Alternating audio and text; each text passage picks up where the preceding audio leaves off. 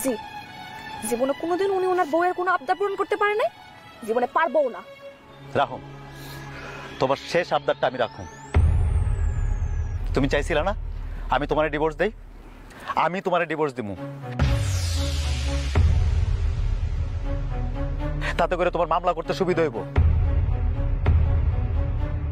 সবার মতের বিরুদ্ধে যে ভালোবাসে তোমার বিয়ে করছিলাম না, তার প্রতিদান তো আমাকে দিতে হইব। তোমারে ভালোবাসছি না, আমি ভালোবেসে বিয়ে করছিলাম তো।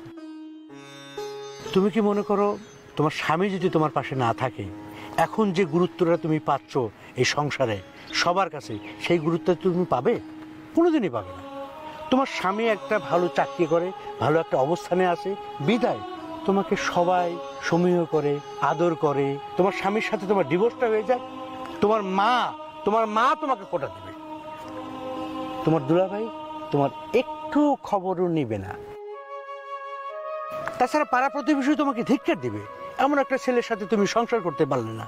তোমার শ্বশুর শাশুড়ি তোমাকে অনেক ভালোবাসে, তোমার জন্য আমার কাছে এসে কান্নাকাটি করতেছে।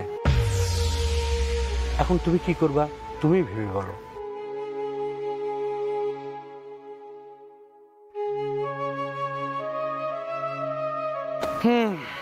ঠিক আছে রতন, বাবা তুমি তোমার বাবাকে নিয়ে চলে যাও, পরিস্থিতি এরকমই। আসসালামু আলাইকুম। ওয়ালাইকুম আসসালাম।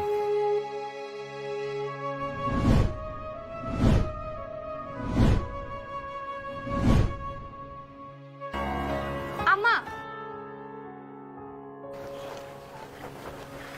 আপনার পোলাটা নিয়ে যাবেন, আপনার মায়াটা নিয়ে যাবেন না?